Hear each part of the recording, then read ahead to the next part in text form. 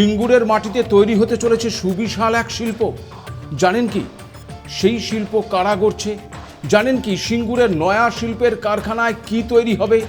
সিঙ্গুরের এই নয়া শিল্পে কত মানুষের কর্মসংস্থান হবে? সিঙ্গুরের এই নয়া শিল্পের জন্য কতটা জমি লাগছে? সিঙ্গুরের নয়া বৃহৎ শিল্পে উৎসাহিত হয়ে তৈরি হচ্ছে নতুন নতুন আরও শিল্প আসার সম্ভাবনা। সিঙ্গুরের এই নয়া শিল্প কি তবে বদলে দেবে বাংলার শিল্পের খরার ছবিটা? বদলে যাবে সিঙ্গুর সহ বাংলার অর্থনীতি। সিঙ্গুরের নয়া শিল্প হাসি ফোটাবে সিঙ্গুরের গরিব কৃষকদের মুখে। প্রশ্নগুলোর উত্তরের জন্য দেখতে হবে এডিটরস ডায়েরি।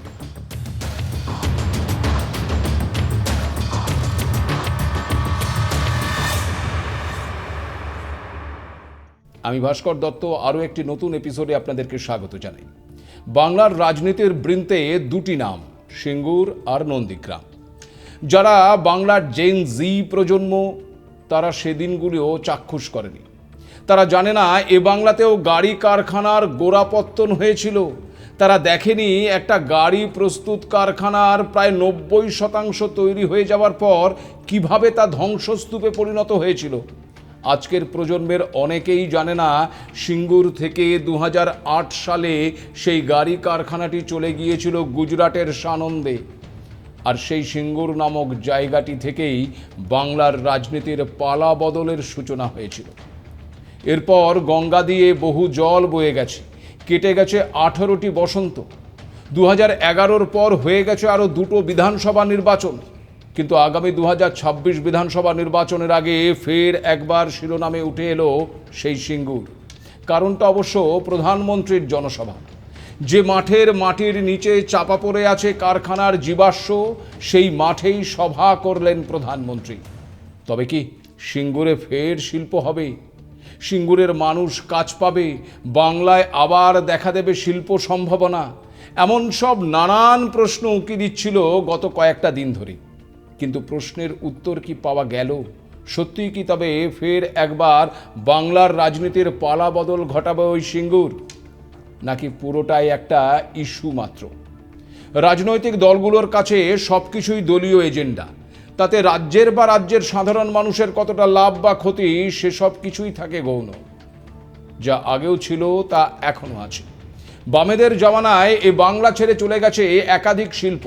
তথ্য বলছে 1966 সালে ভারতের মোট শিল্প উৎপাদনের 20%-এরও বেশি ছিল পশ্চিমবঙ্গের অবদান। 1977 সালে যখন বাংলার ক্ষমতায় আসে বামফ্রন্ট, ততদিনে এই হার কমে 10.2% নেমে এসেছিল। আর বাম জামানায় 2000 সালের মধ্যে তা আরও কমে প্রায় 3.7% এসে দাঁড়ায়। এরকম একটি অবস্থায় যখন বাংলার মাটিতে শিল্পের খরা, তখন দলীয় লাইনের একেবারে উল্টো দিকে হেঁটে বাংলায় শিল্পের জন্য প্রচেষ্টা শুরু করেন তৎকালীন মুখ্যমন্ত্রী বুদ্ধদেব ভট্টাচার্য। সিঙ্গুরের মাটিতে টাটাদের 1 লাখি ন্যানো কারখানার কথা ঘোষণা করেন তিনি। জোর কদমে শুরু হয়ে যায় সিঙ্গুরে কারখানা তৈরির কাজ। কিন্তু কৃষকদের একাংশের দাবিকে হাতিয়ার করে জমি অধিগ্রহণের প্রতিবাদে আন্দোলন গড়ে তোলে তৎকালীন বিরোধী দল তৃণমূল কংগ্রেস। লাগাতার আন্দোলন প্রতিবাদের সাথে চলতে থাকে আবার টাটাদের কারখানা নির্মাণের কাজও।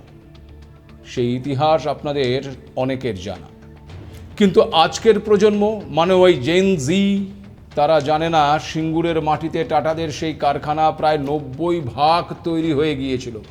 আজ যে ন্যানো গাড়ি রাস্তায় চলছে তার চেহারার আত্মপ্রকাশ ঘটেছিল সিঙ্গুরের ওই কারখানা থেকেই। কিন্তু তারপর 2008 সালে 3রা অক্টোবর নেমে এলো কালো অন্ধকার। লাগাতার বিরোধিতার কারণে শেষ পর্যন্ত সংস্থার চেয়ারম্যান শ্রী রতন টাটা তার কারখানা পশ্চিমবঙ্গ থেকে অন্যত্র সরিয়ে নেওয়ার কথা ঘোষণা করলেন। প্রায় সম্পূর্ণ তৈরি হয়ে যাওয়া কারখানা থেকে এক এক করে সরিয়ে নেওয়া শুরু হলো সমস্ত যন্ত্রপাতি। পড়ে থাকলো শুধুই কংক্রিট। কঙ্কাল হয়ে দাঁড়িয়ে থাকা কারখানার কাঠামো পরবর্তীতে তাও ভেঙে ফেলা হয়। এরপর 2016 সালের 31শে আগস্ট সুপ্রিম কোর্ট জানিয়ে দেয় সিঙ্গুরে টাটা মোটরসের ন্যানো প্রকল্পের জন্য পশ্চিমবঙ্গ সরকারের তরফে যে 997 একর কৃষি জমি অধিগ্রহণ করা হয়েছিল তা ছিল অবৈধ। সরকারকে সেই জমির দখল নিয়ে তা 9117 জন জমির মালিককে ফিরিয়ে দেওয়ার নির্দেশ দেয়। সেই মতো জমি ফিরিয়ে দেওয়া হয় কৃষকদের, কিন্তু জমি ফিরে পেলেও সেই জমিতে চাষাবাদ হলো কি? শিল্পের বাতি নিভে যাওয়া সিঙ্গুরের মাঠে সোনার ফসল ফলল কি? স্টেটসম্যানের একটি রিপোর্ট বলছে সিঙ্গুরে জমি ফেরত পাওয়া কৃষকদের একাংশ জানাচ্ছে 30% জমি কৃষিকাজের জন্য উপযুক্ত, বাকি জমি এখনও অনুর্বর এবং অনুৎপাদনশীল হয়েই রয়ে গেছে। প্রায় 300 একর জমি পুনরুদ্ধার করে চাষাবাদের জন্য উপযুক্ত করা গেলেও খাসের ভেড়ি, বাজেমেলিয়া, সিংহের ভেড়ি এবং অন্যান্য মৌজার প্রায় 700 একর জমি এখনও অনাবাদি থেকে গেছে। অর্থাৎ যা দাঁড়ালো তা হলো শিল্পও গেল, জমিও গেল। কৃষকদের কপালে জুটেছে শুধুই ধুলো, বালি, অনুদান আর প্রতিশ্রুতি। এই সিঙ্গুর 2011 সালে পালা বদলের বড় ভূমিকা গ্রহণ করেছিল, তা বাংলার সবাই জানেন বাংলার পরিবর্তনকামী বিদ্বজনরাও। মূলত কৃষি জমিতে কারখানার প্রতিবাদে গড়ে উঠেছিল আন্দোলন। সেই আন্দোলন রাজনৈতিক ফায়দা অবশ্যই দিয়েছে, কিন্তু কৃষি আর কৃষক, 400 একর নিয়ে বিবাদ ছিল, আর 18 বছর পর দেখা যাচ্ছে 300 একরে চাষ হচ্ছে, বাকি প্রায় 700 একর গত 18 বছর থেকে বঞ্জার অবস্থায় পড়ে রয়েছে। কার লাভ, কার ক্ষতি, হিসেবটা মিলছে কি? সিঙ্গুরে টাটাদের কারখানা থাকলে ওই এলাকার যে অর্থনৈতিক ডেভেলপমেন্ট হতো, এটা বোঝার জন্য বিরাট কোনো বিশেষজ্ঞ হওয়ার প্রয়োজন আছে কি? কে বলতে পারে? টাটাদের দেখা দেখি আরও বড় কোম্পানি হয়তো আসতো বাংলার বুকে। থাক, সেসব কঙ্কাল খুঁড়ে আর কি লাভ? বড়রা বলেন লাভের গুড় তো পিঁপড়েতে খায়। সেদিন কারখানার জমি ফেরত পেতে গড়ে উঠেছিল কৃষি জমি রক্ষা কমিটি। জানেন কি, জমি ফেরত পাওয়ার পরেও এখন আবার নতুন কমিটি তৈরি হয়েছে।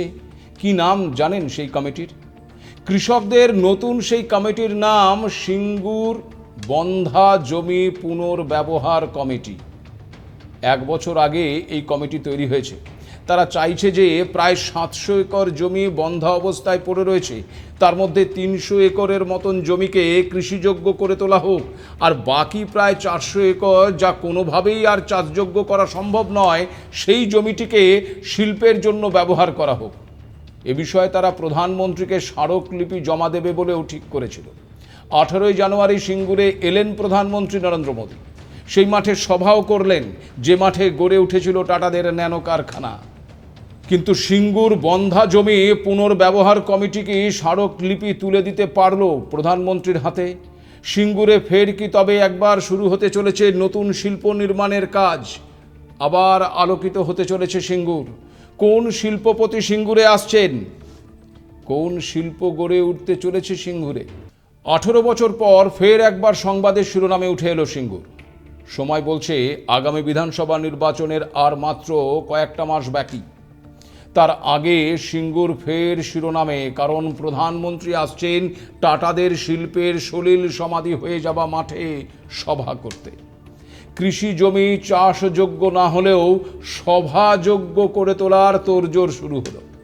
জেসিবি দিয়ে মাঠ পরিষ্কার করে তাকে মসৃণ করে তোলা হলো। তৈরি হলো হ্যাঙ্গার এবং বিশাল মঞ্চ। প্রধানমন্ত্রী এলেন, দেখলেন, বক্তব্য রাখলেন এবং চলেও গেলেন। নিজের জমিতে দাঁড়িয়ে থাকা আগন্তুক চাষিরা মাথা উঁচু করে দেখলেন, শুনলেন। কথার পাহাড়ের চূড়ো দেখে তারাও ফিরে গেলেন নিজ ঘরে। তবে সিঙ্গুরের আকাশে সিঁদুরে মেঘ ঘনালো, সন্ধে হলো, নেমে এলো নিকষ কালো রাত্রি। ছায়ামূর্তিরা নেমেছিল কিনা জানি না, তবে যে প্রত্যাশা, আশা আর ভরসা নিয়ে সিঙ্গুর সহ রাজ্যের বিরাট অংশের মানুষ বসেছিল, তা যে পূরণ হলো না তা বলাই যায়। কারণ সিঙ্গুরে কারখানা গড়ে তোলা বা টাটাদের চলে যাওয়া নিয়ে কিছুই বললেন না প্রধানমন্ত্রী। জানি আবার রাজনীতির আঙিনায় শুরু হয়েছে আকচাকচি। যে যার মতন করে নিজের নিজের যুক্তি পেশ করছেন। আচ্ছা বলুন তো, সেই সমস্ত যুক্তি এক জায়গায় করলে কি একটা শিল্প তৈরি হবে? সিঙ্গুরের বন্ধা জমিতে ফসল ফলবে? উত্তরটা আমার আপনার সবার জানা। যে সিঙ্গুর বন্ধা জমি পুনর্ব্যবহার কমিটি বসেছিল প্রধানমন্ত্রীকে স্মারকলিপি জমা দেবে বলে, তাদের কি হলো? আরে স্মারকলিপি তো দূরস্থ, তাদের কেউই প্রধানমন্ত্রীর ধারে কাছেই পৌঁছতে পারেননি। কমিটির লোকেরা বলছেন তাদের ডাকা হবে বলা হয়েছিল, কিন্তু ডাকাই হয়নি। তবে কি সিঙ্গুরের জমিতে শিল্প বা চাষ নয়, সভাটাই ছিল প্রধান উদ্দেশ্য।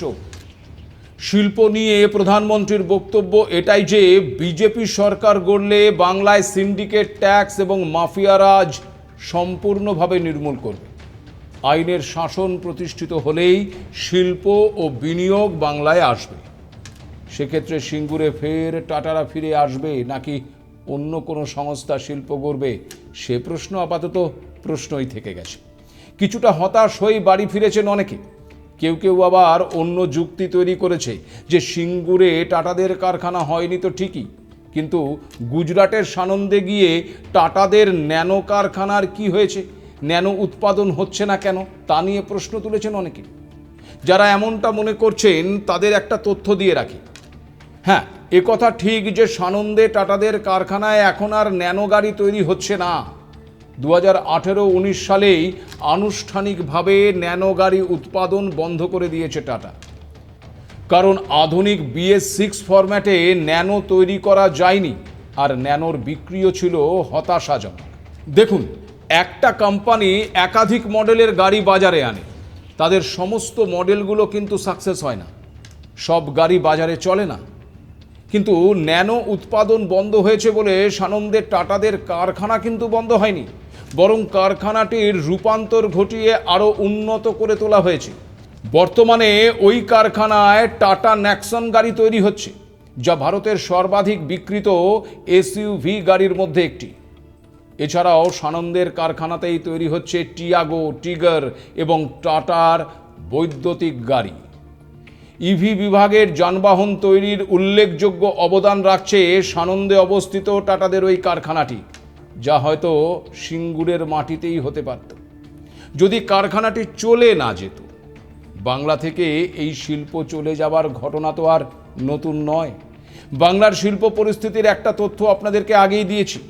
দীর্ঘ বাম জামানায় গোটা দেশের প্রেক্ষিতে বাংলার শিল্প উৎপাদনের পরিমাণ প্রায় 3% এসে দাঁড়িয়েছিল। আবার গত বছর মানে 2025 সালে সংসদে কেন্দ্রীয় কর্পোরেট বিষয়ক সড়ক পরিবহন এবং মহাসড়ক প্রতিমন্ত্রী হর্ষ মালহোত্রা যে তথ্য পেশ করেছেন তাতে দেখা যাচ্ছে 1 এপ্রিল 2011 থেকে 31 মার্চ 2025 সালের মধ্যে 6,688টি কোম্পানি তাদের রেজিস্টার্ড অফিস এই পশ্চিমবঙ্গ থেকে অন্য রাজ্যে স্থানান্তর করেছে। জানিয়েও আবার রাজনৈতিক চাপানুতর তৈরি হয়েছিল। দেখুন, রাজনৈতিক দলগুলোর কাছে তাদের স্বার্থ নাকি রাজ্যের স্বার্থ, কোনটা আগে তা নিয়ে আগেও তর্ক ছিল, এখনও আছে। তাই রাজনৈতিক প্রেক্ষাপটে বাংলার শিল্প পরিস্থিতির বিশ্লেষণ করলে কখনোই আসল রোগটা ধরা যাবে না। ভৌগোলিক দিক থেকে বাংলা কিন্তু অন্য অনেক রাজ্যের থেকে অনেক এগিয়ে আছে। গোটা ভারতবর্ষে যা আছে আমার আপনার পশ্চিমবঙ্গে তার সবটাই প্রায় রয়েছে, পাহাড় থেকে সমুদ্র, জঙ্গল থেকে রাঢ় ভূমি। কিন্তু তারপরেও কেন বাংলার শিল্পে এতটা পিছিয়ে আছে বলুন তো? কেন বাংলা ছেড়ে শিল্পপতিরা চলে গেছেন বলুন তো? আবার বাংলায় শিল্প করতে আসতে দুবার তারা ভাবছেন। রোগটা লুকিয়ে আছে বাংলার রাজনীতির অভ্যন্তরে। একটা সময় কারখানাগুলোতে লাল ঝান্ডাদারীদের লাগাতার আন্দোলন, হরতাল সংস্কৃতি বাংলাকে শিল্প বিমুখ করেছে। এরপর বিরাট সময় ধরে চলে আসা কেন্দ্র রাজ্য বিবাদ রাজনৈতিক ফায়দা দিলেও বাংলার শিল্প এবং উন্নয়নকে ত্বরান্বিত করেনি। দায় একে অন্যের দিকে ঠেলে দিতে পারলেই যেন বাজিমাত হয়ে গেল। রাজনীতির এই জাঁতাকলে আজ আটকে পড়েছে বাংলার শিল্প নীতিও। বাংলার শিল্প উন্নয়নের জন্য কেন্দ্রের শাসক দলকে কেন বাংলার ক্ষমতায় আসতেই হবে? আবার কেন্দ্রের সিদ্ধান্ত দেশের সর্বত্র লাগু হলে তা কেন বাংলাতে লাগু হবে না? প্রশ্নটা কিন্তু দু তরফেই রয়েছে। উদ্যোগটা তাই দুপক্ষকেই নিতে হবে। রাজনৈতিক দলগুলো কি সত্যি দলীয় স্বার্থ ছেড়ে বাংলার স্বার্থকে সামনে রেখে এগোতে চায়, নাকি শুধুই ভোট রাজনীতির কথা ভেবে প্রতিশ্রুতির তালিকা তৈরি করাটাই তাদের লক্ষ্য? দেখুন, সিঙ্গুরে এখনও শিল্প সম্ভব। শিল্প করতে গেলে তা জমিতেই করতে হবে। সিঙ্গুরের কৃষকরাও আজ সেটা বুঝতে পারছেন, তাই তাদের একটা বিরাট অংশ শিল্পের কথাই বলছেন। ইতিহাসের পটভূমি অনুযায়ী সিঙ্গুরের জমিতে শিল্প করার ক্ষেত্রে হয়তো টাটাদেরই অগ্রাধিকার পাওয়া উচিত, কিন্তু টাটাদেরই যে ওখানে শিল্প করতে হবে তার কোনো বাধ্যবাধকতা নেই। আর সেই রতন টাটাও আজ আর নেই। সেক্ষেত্রে টাটা এবং টাটা ছাড়াও অন্য অনেক কোম্পানিকে কিন্তু সিঙ্গুরের ওই জমিতে শিল্প গড়ার জন্য রাজি করানো যেতেই পারে, যার জন্য প্রয়োজন সঠিক প্রস্তাব, সৎ উদ্যোগ আর কেন্দ্র রাজ্য সমন্বয়। তবেই সিঙ্গুরে ফের শিল্প সম্ভাবনা পরিস্থিতি তৈরি হতে পারে। আর বাংলার অর্থনীতি ও জেন জি প্রজন্মের কর্মসংস্থানের লক্ষ্যে বৃহৎ শিল্পের প্রয়োজনীয়তা রয়েছে এই বাংলায়। এটা ঠিক যে ক্ষুদ্র, ছোট ও মাঝারি শিল্পের ক্ষেত্রে পশ্চিমবঙ্গ গোটা দেশের মধ্যে শক্তিশালী অবস্থানে রয়েছে, কিন্তু বৃহৎ শিল্প ছাড়া আজকের প্রতিযোগিতার প্রেক্ষাপটে বাংলার সার্বিক উন্নয়ন সেভাবে সম্ভব নয়। আর তার জন্য সাহসী পদক্ষেপ গ্রহণের প্রয়োজনীয়তা রয়েছে। ঝড়ের দাপটের ভয়ে কেউ যদি বাড়ির বাইরে বের না হয়, তবে সে হয়তো নিজেকে সুরক্ষিত মনে করতে পারে, কিন্তু আবার ঝড়ের দাপটে বাড়ি ভেঙে পড়ার সম্ভাবনাটাও থাকে। তাই রাজনীতির ফাঁস মুক্ত হয়ে পালাবদলের সিঙ্গুরি হয়ে উঠুক বাংলার শিল্প মানচিত্রের মাইলস্টোন। তবে সেটাই হবে বাংলার আসল পালাবদল। আজ এ পর্যন্তই। নমস্কার।